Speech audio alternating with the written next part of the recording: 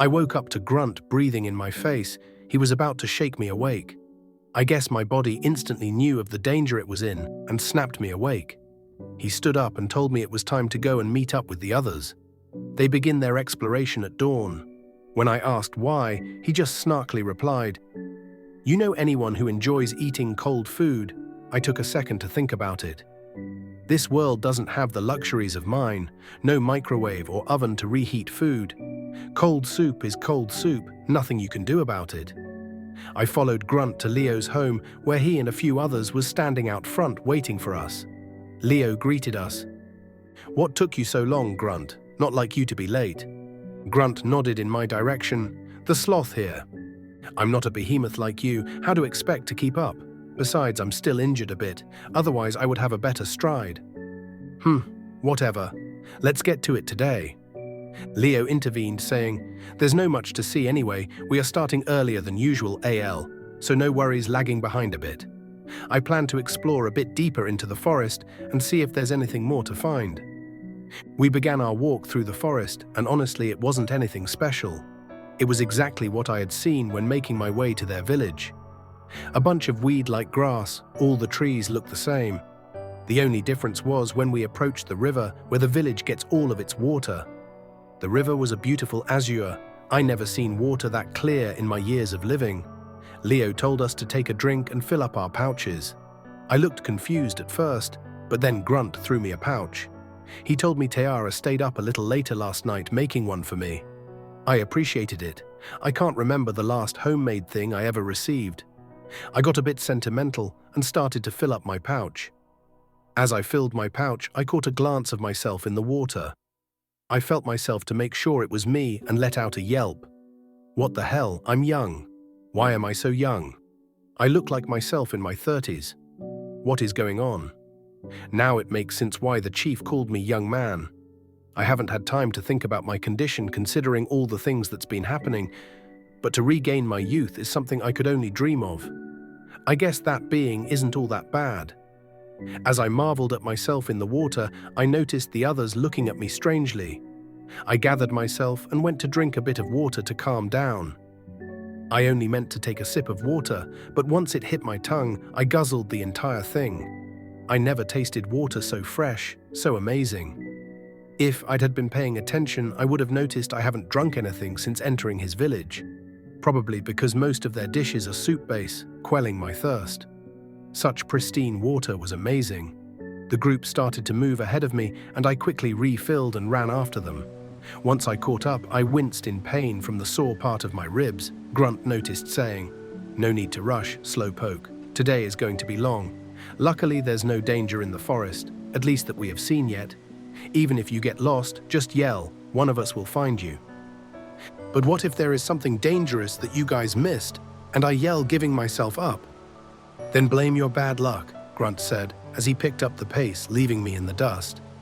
That's when I felt a hand on my shoulder. "Hey, don't worry about Grunt. He's a bit crude in his manner of speaking, but overall he's a good dude. I think having to hold his tongue all the time with his sister makes him let loose on others. I'm Jeek, by the way. Nice to meet you." "Nice to meet you, Jeek. I'm Al." "Good to meet you, Al. So what was all that at the river? You in love with yourself or something? You were staring for a long time." "No, I'm young." "Well, I know you're young. I can see you." "That's not what I meant.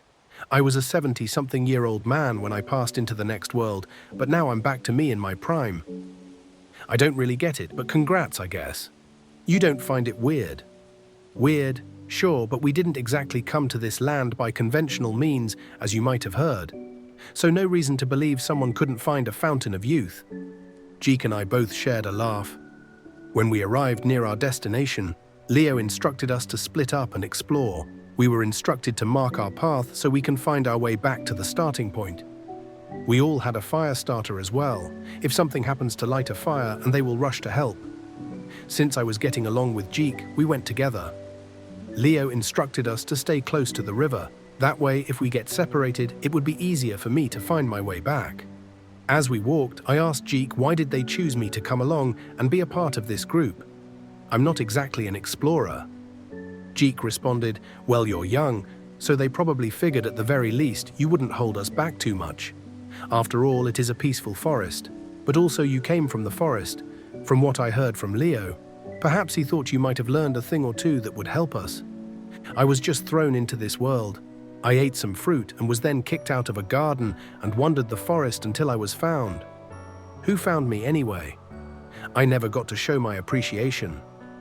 That was Grunt. We were on another deep exploration when he noticed you and a baby crying. He decided to take you to his home considering you had a child. Tiara is good with children, Leo protested a bit. Him and Grunt argued about you in the middle of town until Tiara heard and came to see what the problem was. And you know Tiara, once she saw you and the baby, she decided to take you in and no one could oppose her, Jeek said as he laughed. That Grunt, huh? I didn't think he liked me much. Don't think bad of Grunt, he's just an awkward guy, always have been. We continued our conversation as we walked down the riverbed. Jeek got hungry for a snack and grabbed some of the taller weeds, ripping them out of the ground, and went over to the river and submerged the weeds for a couple seconds. Brought them out the water, shake the excess off, and then grabbed some of the loose dirt from the ground near the river, sprinkling it over the weeds. He took a bite as if he was eating a piece of jerky. It was just weeds, water, and dirt, yet he looked as if he was having one of the best meals of his life. This is always good, Jeek said. You want some? No, I'm good. You don't know what you're missing. You can hold back now, but eventually it'll get you. Jeek laid down on the grass, looking up at the sky. Let me tell you, Al, I love this world. There's nothing much to it, but it has everything you need. I feel no matter how much we explore, we won't find anything, but more of the same, and I'm okay with that. It's peaceful. I love peace. I just hope we don't start to find peace too boring. I looked over to Jeek. So you don't mind that being kidnapping your people and just dropping them off on a desolate land? Trees with no fruit, endless grass, 5 animals, and no choices on anything you want to do. Kidnapped us, huh? That is what it seemed like at first, but to be honest, looking now, I think Jeek's sentence was cut short. Something just shot across the sky. Stunned, Jeek said, "What the heck is that?" I looked up and a sudden cold spell hit my spine. My whole body shook as if I was dropped in an ice bath. I could recognize those things anywhere. It was a human silhouette flying through the air with white wings. Jeek stood and yelled to me to look. It's another people. I already began to run away. Jeek noticed and chased after me. Fuck. Is that being after me? Did he not know where I went and sent those angels to look for me? What the hell? I got to get out of here.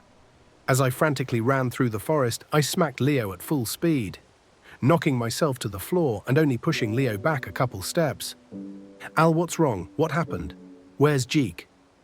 He kept shaking me and I couldn't get a word out until Jeek came from behind the trees.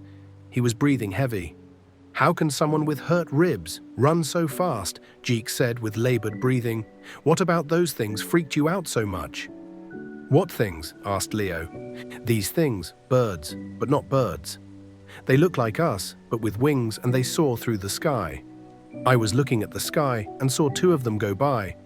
That's when this guy started running out of nowhere. They didn't even notice us. I don't know what got him so worked up. I know those things. They are angels. That being probably sent them to look for me. Why won't he leave me alone? To send his fucking minions after me. What have I done that is so wrong? Eat a couple pieces of fruit. Damn it, I don't know what to do. As I sat there sobbing, Grunt walked behind me and smacked me on the back of the head. Men don't cry, coward, stand up. If they are really after you, we'll help, don't worry. You may be new, but you're still someone that is a part of this village.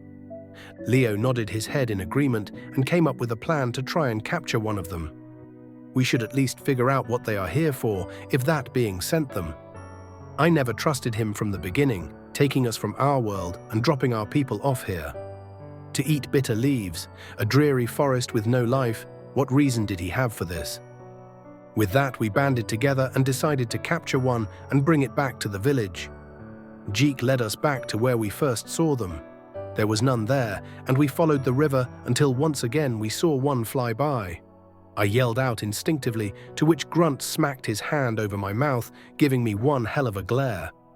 "Beastone," he said to me. I steeled myself, and that's when Leo looked back at all of us. "Let's begin the hunt."